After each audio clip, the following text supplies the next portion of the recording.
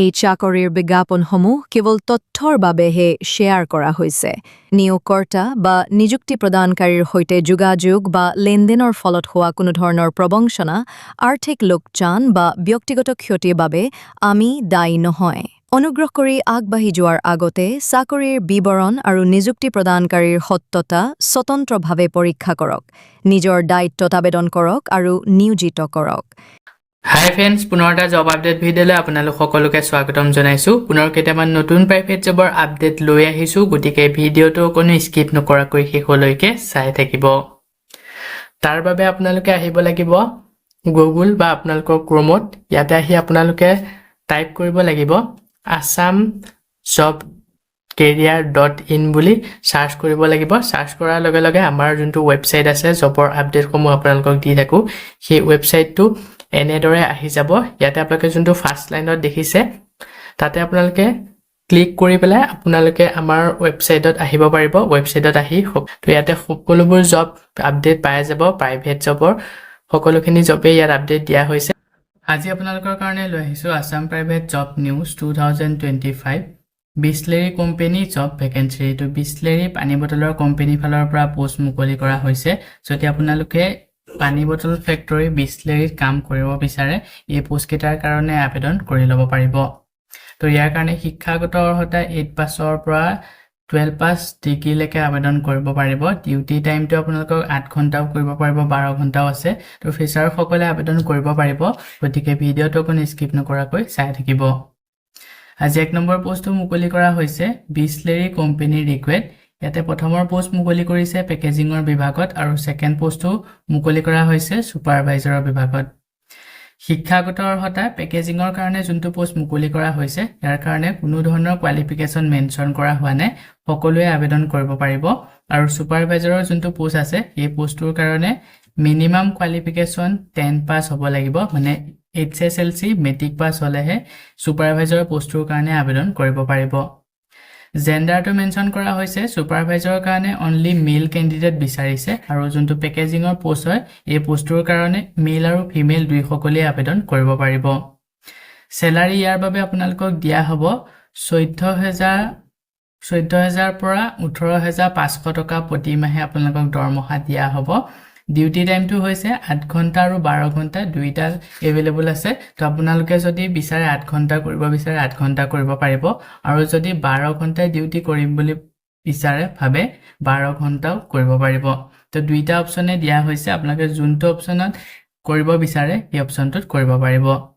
তো ইয়াৰ কাৰণে as limit বিচৰা হৈছে 18 পৰা 50 ইয়াৰ্ছলৈকে, 18 পৰা 50 বছৰ বয়সলৈকে কেণ্ডিডেটসকলে এই পোষ্টকেইটাৰ কাৰণে আবেদন কৰিব পাৰিব। আৰু ইয়াত এটা নোট দিয়া হৈছে ছুপাৰভাইজাৰৰ যোনটো পোষ্ট হয় পোষ্টটোৰ কাৰণে প্ৰথম মাহত আপোনালোকৰ ট্ৰেইনিং থাকিব, ট্ৰেইনিং দিয়া হ'ব। ট্ৰেইনিং পিৰিয়ডত আপোনালোকক 60% চেলাৰী প্ৰভাইড কৰা হ'ব। আপোনালোকৰ যোনটো চেলাৰী সেই চেলাৰীৰ পৰা 60% আপোনালোকক চেলাৰী দিয়া হ'ব ট্ৰেইনিং পিৰিয়ডত, আৰু নেক্সট মান্থৰ পৰা ফুল্লি চেলাৰী আপোনালোকক দিয়া হ'ব পোষ্টটো কৰা বাবদ। ইয়াৰ লগতে আপোনালোকক বেনিফিট দিয়া হ'ব, পুৰুষৰ ক্ষেত্ৰত থকা আৰু খোৱা বিনামূলীয়াকৈ ব্যৱস্থা কৰি দিয়া হ'ব আৰু নিজাববীয়াকৈ ঘৰ ভাড়া ল'ব পাৰিব। তো মহিলাসকলৰ ক্ষেত্ৰত ভাড়া ঘৰ ঠিক কৰি দিয়া হ'ব, কিন্তু এডভান্স ভাড়া লৈ আহিব লাগিব। ডাইৰেক্ট জইনিং এই পোষ্টকেইটা কোনো ধৰণৰ ৱাক ইন ইণ্টাৰভিউ দিব নালাগে, ডাইৰেক্ট জইনিং কৰিব পাৰিব। ডকুমেণ্ট দিয়া হৈছে, যেতিয়া আপোনালোকে পোষ্টটোৰ কাৰণে যাব কি কি ডকুমেণ্ট লগত লৈ যাব লাগিব। তো ডকুমেণ্টসমূহ হৈছে Aadhaar card, PAN card, bank account আৰু একপি পাছপৰ্ট চাইজৰ ফটোগ্ৰাফ। তো এইকেইটা ডকুমেণ্ট আপোনালোকে লগত লৈ যাব, আৰু শিক্ষাগত অৰ্হতাৰ যিসমূহ কোৱালিফিকেশ্যনৰ চাৰ্টিফিকেট মাৰ্কশ্বিট তাৰ অৰিজিনেল কপি লগতে আপোনালোকৰ এটা জেৰক্স কপি লৈ যাব। তো গোটেই ডকুমেণ্টসমূহৰ জেৰক্স কপি এটা লৈ যাব, তাত বিচাৰিব পাৰে। কণ্টেক্ট নম্বৰ দিয়া হৈছে, যদি পোষ্টটোৰ কাৰণে ইণ্টাৰেষ্টেড হয় ইচ্ছুক প্ৰাৰ্থীসকলে 93,950,93827 এই নম্বৰটোত যোগাযোগ কৰি পোষ্টটোৰ কাৰণে আবেদন কৰি ল'ব পাৰিব।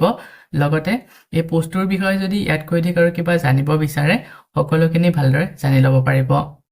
জব লোকেশ্যনটো হৈছে গুৱাহাটী আমিনগাঁৱত এই পোষ্টটো মুকলি কৰা হৈছে। পোষ্টটো আবেদন কৰাৰ আগত ভালদৰে আপোনালোকে এবাৰ ভেৰিফাই কৰি ল'ব, ভেৰিফাই কৰি পোষ্টটোৰ কাৰণে যদি ইণ্টাৰেষ্টেড হয় আবেদন কৰি ল'ব।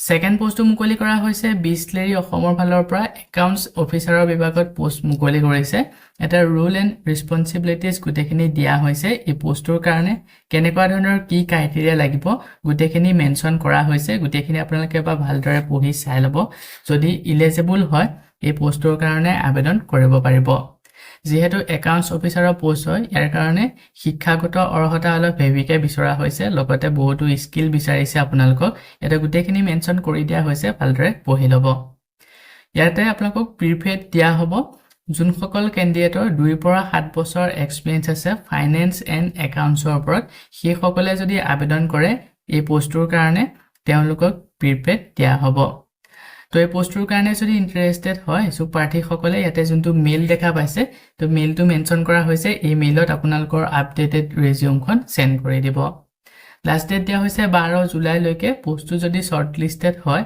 আপোনালোকক ইন্টাৰভিউৰ কাৰণে যোগাযোগ কৰা হ'ব সো বন্ধু বান্ধৱীসকল এইকেইটাই আছিলে আজি আপোনালোকৰ কাৰণে লৈ অহা প্ৰাইভেট জবৰ আপডেট আশা কৰো ভিডিওটো চাই আপোনালোকে উপকৃত হ'ব ভিডিওটো চাই যদি ভাল পায় ভিডিওটো লাইক আৰু শেয়াৰ কৰি দিবলৈ একেবাৰে নেপাহৰিব আমাৰ চেনেলত যদি প্ৰথমবাৰ ভিজিট কৰিছে চেনেলটো সাবস্ক্ৰাইব কৰি কাষতে থকা বেল আইকনটো প্ৰেছ কৰি অল কৰি ৰাখিব আমাৰ চেনেলৰ এনে ধৰণৰ আহিবলগীয়া প্ৰাইভেট জব আপডেটৰ নটিফিকেশনসমূহ প্ৰতিদিনে পাই থাকিবৰ কাৰণে আজিলৈ মানে পুনৰ এটা জব আপডেট ভিডিঅ' সৈতে লগ পাম অহাকালিলৈ আৰু পোষ্টসমূহ আবেদন কৰাৰ আগত আপোনালোকে ভালদৰে বা ভেৰিফাই কৰি ল'ব ভেৰিফাই কৰিহে পোষ্টকেইটাৰ কাৰণে আবেদন কৰিব